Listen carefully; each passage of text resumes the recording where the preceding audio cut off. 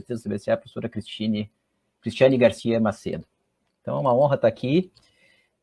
E, por um lado, assim, a gente fica satisfeito pelo convite, porque é a primeira vez que eu participo da programação do CBCE dentro da reunião anual da SBPC, mas, por outro, também é uma tristeza enorme que tal oportunidade tenha surgido justamente num dos momentos mais tristes aí da história do Brasil. No dia de ontem, a gente atingiu aí a marca de 546 mil mortos em decorrência da Covid-19. Pasmem, mais de 6 meses de média móvel diária de mortes acima de 1.000. Uma coisa absurda, completa. Números que dão proporção, né, a essa tragédia, né, inimaginável no nosso país.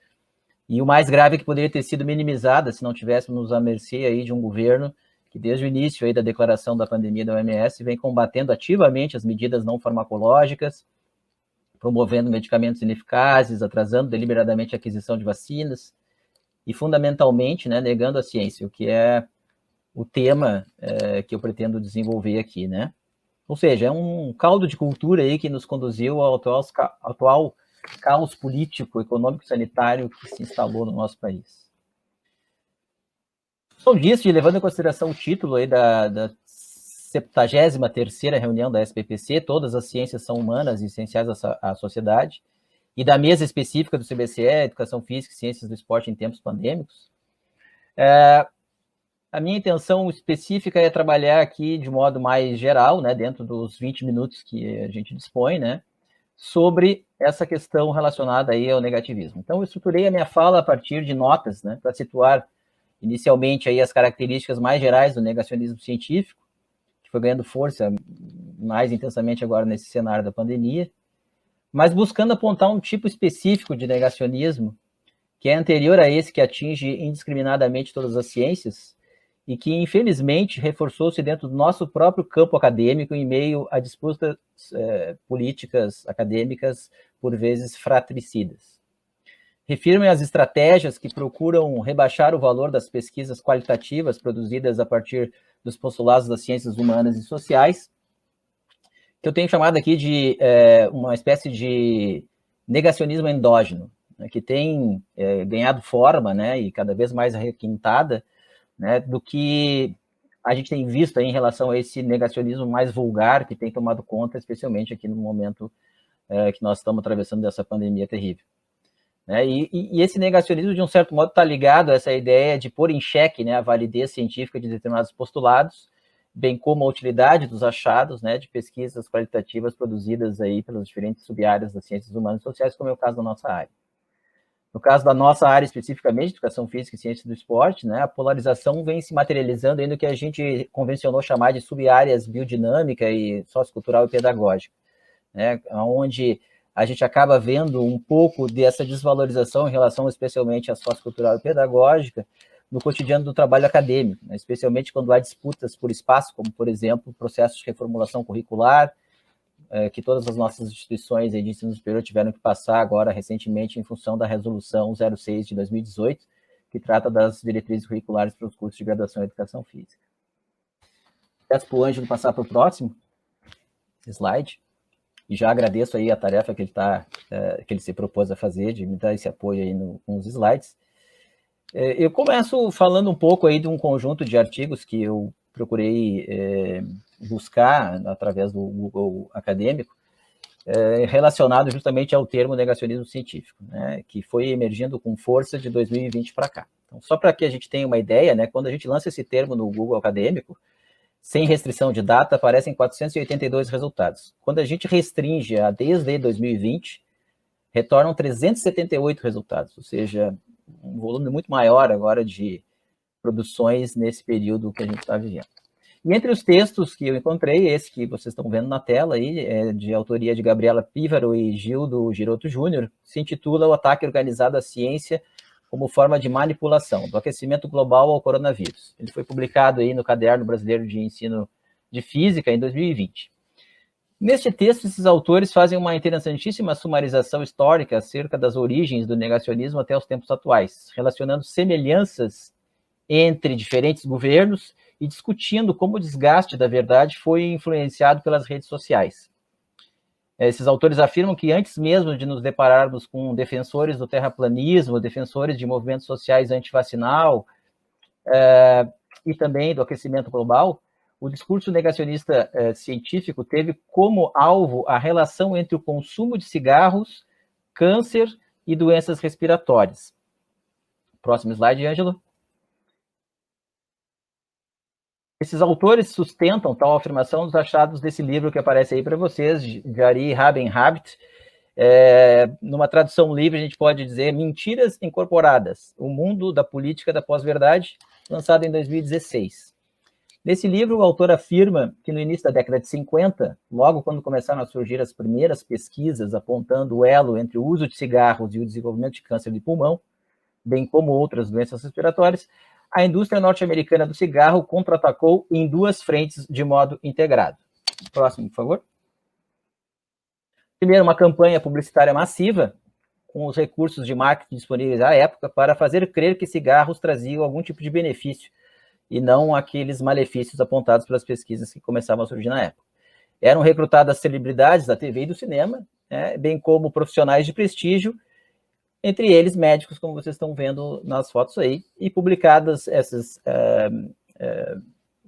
peças publicitárias, né, em jornais da época. Agora vem uma sequência aí de umas 4 imagens, Ângelo, que tu pode ir passando, né, aí mais uma imagem, um dentista, outra imagem falando dos efeitos aí do cigarro, né, comprovados pela evidência científica de que não fazem mal. Próximo. E aí, um outro elemento muito interessante que provavelmente vocês, muitos de vocês já devem ter visualizado, que é um filme chamado, traduzido por português, Obrigado por Fumar, que mostra um pouco da trajetória de um dos lobistas. O segundo elemento que as autoras aqui apontam como fundamental no processo de desenvolvimento desse negacionismo por meio da indústria tabagista, que é a criação da Comissão de Pesquisas da Indústria do Tabaco. Foi um organismo financiado por um pool de empresas da indústria do tabaco que tinha o objetivo claro de desacreditar pesquisadores que vinham construindo evidências científicas sobre a correlação entre fumo e desenvolvimento de câncer de pulmão. Esse movimento de persuasão, né, que no filme é muito bem retratado, tem um protagonista que é um lobista que atua no Congresso no Congresso americano, né, em favor do lobby da indústria fumageira. Ele foi ganhando bastante evidência e construindo, segundo esses autores, né, principalmente aí o Habit, que nós falamos um pouquinho antes, um modo de operar o negacionismo. Então, esse modo de operar, buscando ludibriar a opinião pública por meio de informações distorcidas e do ataque à reputação dos cientistas, inaugurado pela indústria do tabaco norte-americana, também foi empregado pelos adeptos de outros nichos negacionistas, como o movimento antivacinal. Podemos passar para o próximo, Ângelo. Esse movimento ganhou impulso em função de um artigo falso publicado no The Lancet, um dos veículos de divulgação científica dos mais tradicionais e respeitados do mundo. Em 1998, Andrew Wakefield, um pesquisador britânico, publicou em coautoria com mais de 12 colegas um artigo nesse prestigiado jornal correlacionando basicamente, né, o desenvolvimento de autismo em crianças com o fato de terem recebido doses da vacina tríplice. Em artigo de revisão de evidências publicado em 2009, no Journal for Specialists in Pediatric Nursing, Lisa Miller e Johnny Reynolds informaram que, em 2004, 10 dos coautores do artigo, que tinha o Andrew como primeiro autor, requisitaram retratação formal ao The Lancet sobre as interpretações dos achados daquele estudo, argumentando que não haviam evidências científicas suficientes para tais conclusões. Essa imagem que está aparecendo aí é de um livro publicado por um jornalista a respeito de toda a trajetória. Ele fez uma investigação de mais de 15 anos sobre esse caso, né, que ficou conhecido aí como o Andrew Wakefield como o pai do movimento anti-vacina. Então, o artigo foi retirado do repositório público do The Lancet, mas o tempo em que ele ficou disponível naquele prestigiado periódico foi suficiente para alimentar uma onda anti-vacinal ao redor do mundo, fazer cair os índices de vacinação entre as crianças na Grã-Bretanha nos anos seguintes e tornar Andrew Wakefield o pai do movimento anti-vacinas. Alguns anos mais tarde, pode passar o próximo, Ângelo, Andrew Wakefield, mesmo tendo sido execrado pela comunidade científica pela falta de evidências e perdido sua licença para atuar na Grã-Bretanha por má conduta nessa e em outras pesquisas, ressurgiu com força nos Estados Unidos e encontrou guarida e apoio entre os apoiadores do Donald Trump, quando o Donald Trump se elege presidente naquele país. A reaparição de Wakefield nesse contexto americano pode nos parecer estranha, mas está muito bem conectada ao movimento de sustentação de governos da estirpe de Donald Trump em relação a esses projetos de negacionismo como uma política de Estado. No artigo de Gabriela Pívaro e Gildo Girotto, que eu já citei anteriormente, os autores mencionam que os ataques perpetrados por aquele governo contra a ciência envolviam até mesmo a tentativa de proibir o uso de palavras, pode passar o próximo, por favor, Ângelo? O uso de palavras como evidence-based, baseado em evidência, e science-based, baseado na ciência, por agentes do Centro de Controle de Prevenção de Doenças, o CDC, nos Estados Unidos. Para o choque de muitos cientistas daquele país, que nunca poderiam imaginar que uma figura como um presidente da República pudesse promover tal disparate.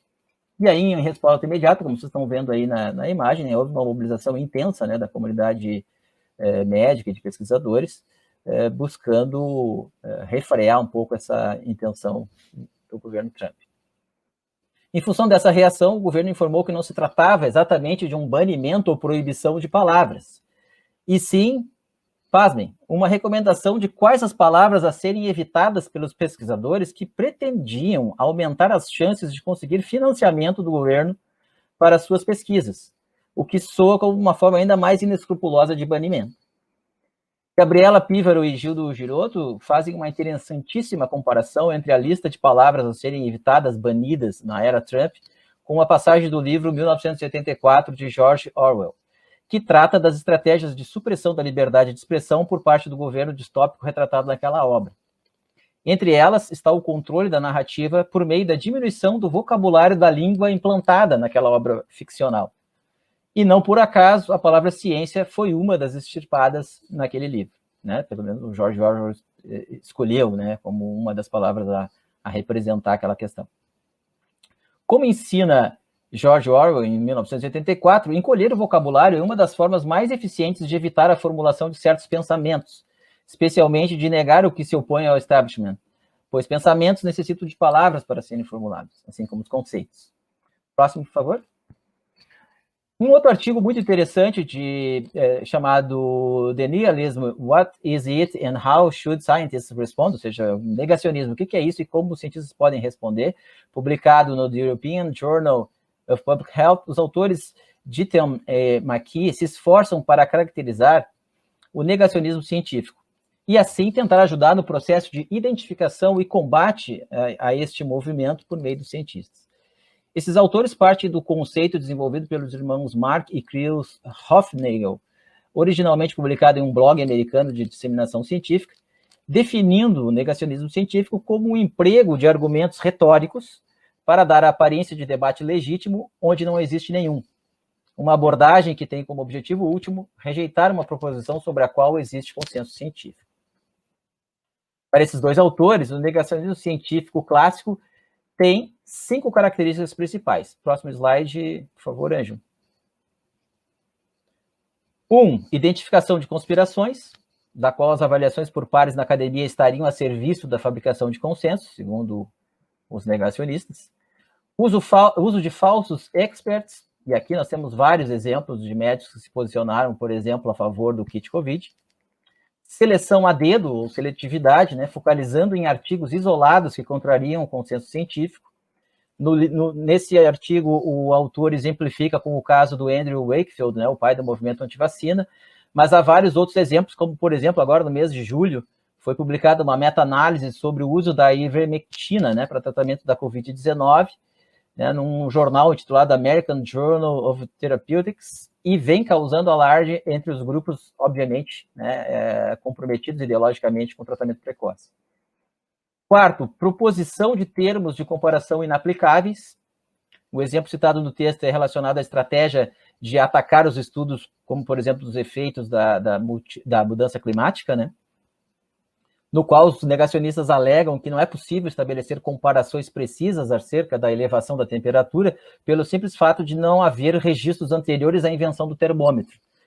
Explicações assim das mais estapafúrdias. Em suma, a lógica é, se não há como provar 100%, então não há como acreditar nas correlações estabelecidas pela ciência. E, por fim, o uso de deturpações ou falácias lógicas. No caso do texto, os autores usam o exemplo empregado pelas companhias de tabaco para tentar posicionar os defensores da restrição do fumo em um lugar de representação socialmente negativo, afirmando, por exemplo, que Hitler era um dos principais apoiadores da campanha antitabagista na Alemanha, nazista, e tentando colar tal associação por meio de um termo que foi criado, que era o niconazis, ou seja, os nazistas da nicotina, para se referir aos militantes antitabagistas. Bom, das 5 características aí explicitadas pelo Titelham e o aqui, eles dão mais vazão e mais espaço no texto para a categoria ali, uso de falsos experts. Eles afirmam que a estratégia do falso expert está diretamente ligada à capacidade dos negacionistas de difamarem experts consolidados em suas áreas específicas, valendo-se de acusações infundadas ou não diretamente ligadas ao processo de arguição científica, insinuações de ordem pessoal ou profissional, muitas vezes usando expressões chulas e de baixo calão, que têm por objetivo desacreditar o estudo e lançar dúvidas sobre as motivações do pesquisador que é alvo do ataque. E aí a gente tem milhares de exemplos, No atual contexto pandêmico, essa estratégia tem sido empregada recorrentemente e impulsionada pelo que se convencionou chamar de gabinete do ódio. Por favor, Ângelo, a próxima. Apenas para ficar num exemplo, em 24 de junho, a diretora executiva da Anistia Internacional do Brasil, a doutora Jurema Werneck, e o nosso colega da Educação Física, professor Dr. Pedro Halal, prestaram depoimento à CPI da pandemia no Senado Federal. Dada a contundência e eloquência da intervenção de ambos no Senado, brilhante no meu ponto de vista, como tem sido a posição de ambos em várias instâncias em que eles são chamados a dar depoimentos sobre a pandemia, o gabinete do ódio passou a infestar as redes sociais de ataques ao trabalho e à reputação de ambos. Alguns deles retroalimentando, inclusive, manifestações dos senadores governistas que foram lançadas aos depoentes no próprio ato da CPI. Então, quando uma estratégia desse tipo, assim, deliberada de desacreditação, chega nesses níveis, sendo uma das causas do agravamento de uma das maiores tragédias sanitárias da nossa história, percebemos o quão urgente é a tarefa de superar determinadas práticas que germinaram dentro do próprio campo acadêmico-científico, para combater de modo mais efetivo o que Lenin Bicudo Bárbara chamou, inspirado no trabalho dos sociólogos Ulrich Beck e Peter Welling, de politização da ignorância. O título da 73ª reunião da SPPC, Todas as Ciências são Humanas e Essenciais à Sociedade, é um passo importante nesse processo. Contudo, para que possamos avançar ainda mais, é preciso também combater o negacionismo endógeno dentro das hostes acadêmicas, bem como dar visibilidade a algumas táticas de desacreditação contra a produção proveniente das ciências humanas e sociais, que não atingem apenas os pesquisadores alvos do ataque, como supõem seus detratores, mas também, como estamos vendo agora, seus efeitos se estendem para toda e qualquer ciência. Próximo, por favor. Estão vendo aí na imagem, Esse é um dos exemplos de... Opa, volta um, por favor. Perdão, eu acho que ficou ativada a... espero que ele fique aí. Não está ficando. Enfim. Um exemplo dos ataques, então, às ciências humanas ocorreu muito recentemente entre os anos de 2017 e 2018. Pode ficar indo e voltando também, não tem problema, Ângelo. Obrigado. Sendo reconhecido como The Grievance Studies Affair. Seria mais ou menos assim, o caso dos estudos queixosos. Nome atribuído pelos próprios autores do projeto de produção deliberada de artigos falsos que foram submetidos, e parte deles publicada a revistas do campo dos estudos culturais, em especial as que veiculam pesquisas sobre estudos de gênero. Pode deixar no próximo agora, Ângelo. De acordo com o Mikko Lagerspets, que é um finlandês, que analisou em detalhes o referido projeto em artigo publicado esse ano, os autores trazem algo bastante interessante para esse processo de negacionismo, né? Muito importante no que se refere à questão da detecção de fraudes científicas e que deve se dar, né, por meio de uma eficiente revisão por pares, que é o que defende o autor dessa revisão. Contudo, é interessante que esse autor destaca que há uma diferença considerável entre detectar fraudes científicas por meio da revisão por pares, por meio de uma análise apurada de má condutas, e a política deliberada de produzir artigos falsos para tentar desacreditar uma determinada área como um todo, não apenas o artigo em si. Trata-se, como diz esse autor, né, portanto, de algo projetado para explicitamente desacreditar seus alvos, pois contou com um site específico para divulgação do projeto, sensacionalismo na mídia e falta de comprometimento com a exposição de informações sobre a quantidade de rejeições que esses artigos receberam. Professor Alex, 5 minutos. Obrigado. O próprio autor aponta que não se trata de um experimento novo. Essa estratégia, pode passar para o próximo. Ângelo, por favor, próximo. Obrigado. Opa, um antes. Aí. O próprio lado. Aí deu um probleminha com. Mas não tem problema, seguimos por aqui. O próprio autor, então, voltando, cita que não se trata de um experimento novo. Essa estratégia já havia sido empregada pelo físico Alan Sokal em 96. Sokal conseguiu publicar um artigo criticando sua própria disciplina na revista Social Text, uma revista de estudos culturais sem revisão por pares. Imediatamente após a publicação, Sokal revelou a fraude em outro jornal, e assim como no caso mais recente do The Grievance Studies Affair, recebeu muita cobertura da mídia, em sua maioria positivas. É interessante notar que casos de fraude têm sido observados em todas as áreas, como a gente já viu aqui, e nas mais diferentes revistas, das mais reputadas às menos, como bem demonstra o caso do artigo do Andrew Wakefield, que foi publicado no The Lancet.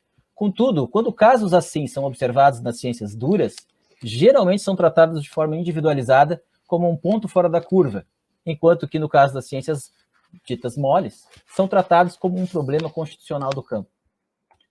A educação física e ciências do esporte, dada a natureza da nossa área, esse negacionismo endógeno tem gerado embates entre as diferentes áreas, sub-áreas, né, no caso biodinâmica, sociocultural e pedagógica, entre quantitativos e qualitativos, que nada são produtivos para o nosso campo, e tem trazido enormes prejuízos para a área como um todo, sendo visíveis em processos de reformulação curricular, de ranqueamento dos periódicos vinculados às áreas sociais e humanas no Qualis, CAPES, e há até mesmo tentativas de invalidação de conceitos fundantes das sub-áreas socioculturais e pedagógicas, como é o caso do termo práticas corporais, que tem sido bastante vilipendiado em algumas discussões que nós temos visto por aí.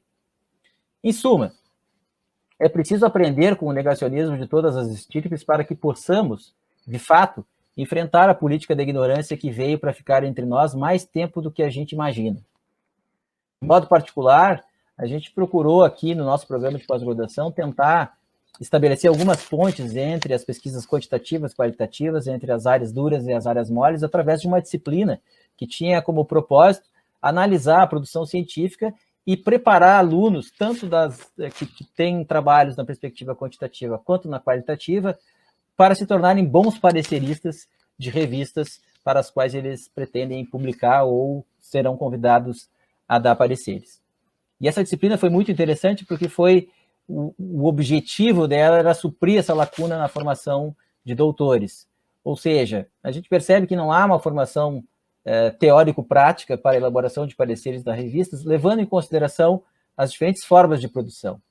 E foi muito interessante que nesse processo de reconhecimento, tanto de determinados artigos de tipologia mais qualitativas e artigos de tipologia quantitativa, a riqueza da complementaridade que a área pode ter e que tem se perdido ao longo dos anos em função de algumas disputas nada animadoras. Para terminar, eu vou parafrasear o título da reunião da SBPC, que é Todas as Ciências São Humanas e Essenciais para a Sociedade, dizendo o seguinte: todas as ciências são ciências e são essenciais no enfrentamento do negacionismo vulgar. Muito obrigado.